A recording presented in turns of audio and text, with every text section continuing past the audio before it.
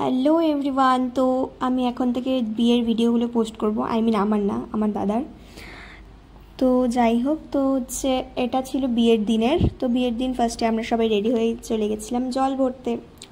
আর আমাদের সবাইকে কেমন লাগছে অবশ্যই কমেন্ট করে জানিও, স্পেশালি আমাকে কেমন লাগছে সেটা তো জানিও। তো এটা ছিল আমার জল ভরার লুক।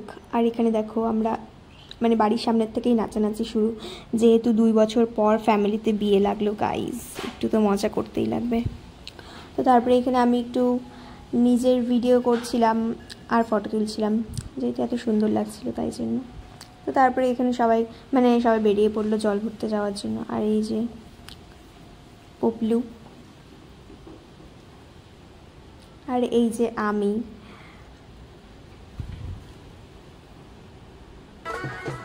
আর গাইজ মানে আমি নাচানাচি করব নাকি ভিডিও করব সেটাই বুঝতে পারছিলাম না।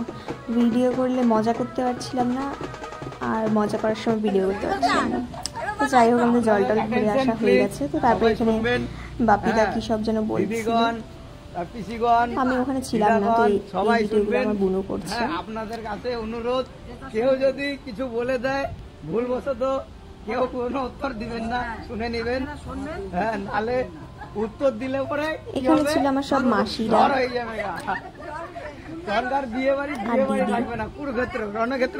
আর আমরা হচ্ছে ওখানে মানে জল ভরার ওখান থেকে ওরা অর্ধেক রাস্তা থেকে চলে আসছিল, এসে এইসব করছিল। আর আমরা তো মজা করতে ব্যস্ত, আমরা নাচানাচি করে আসছিলাম। তারপর আমি আর হচ্ছে হলদি স্নান টান এইসবের ভিডিও করিনি, আমি বাড়িতে চলে এসেছিলাম, যেহেতু এত রোদের মধ্যে হেঁটে হেঁটে এত দূর আসা। তো তারপরে বাড়িতে এসে আমি খেয়ে দিয়ে একটু রেস্ট করে নিচ্ছিলাম, যেহেতু আবার রাতের বেলা যেতে হবে বরযাত্রী, তাই জন্য। তো আর এখানে আমি সবাইকে রেডি করাতে করাতে আমার এত লেট হয়ে গেছিলো, আর আমার এত মাথাটা খারাপ হচ্ছিল।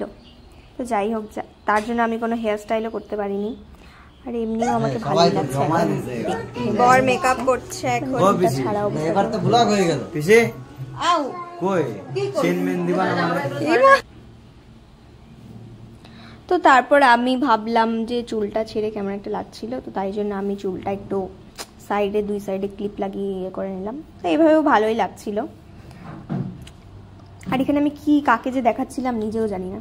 তো তারপর আমরা গাড়িতে উঠে গেছিলাম, আর তারপর গাড়িতে উঠেও আমাদের নাচানাচি শুরু। আমরা ঘরের থেকে মানে রেডি হওয়ার আগেও আমরা নাচানাচি করছিলাম গাইস, কি বলবো। আর তো তারপর হচ্ছে মানে আমাদের এত এনার্জি কোথা থেকে আসে বুঝি না।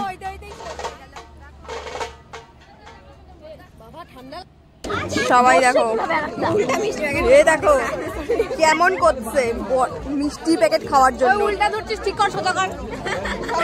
ও এত এক্সাইটেড মিষ্টির প্যাকেট খাওয়ার জন্য, ওই উল্টা ধরছিস, সোজা কর, সোজা কর। হ্যাঁ, ওর কথা চিন্তা আছে, একটা মিষ্টি পড়ে যায়, কষ্ট হবে তোর জন্য, আমার কষ্ট হচ্ছে, তুই ভাব। ও সোনা, তুই আমাকে কত ভালোবাসো। আমারটা নিয়ে আসবি। গাইস, আমরা খেতে বসে পড়েছি।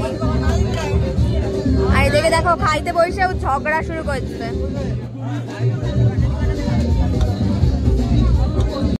গাইস, আমাদের খাওয়া শেষ, আর ওকে দেখো এখনো মটন খাই যাচ্ছে, শেষই হচ্ছে না, এক করে দিচ্ছে। না না,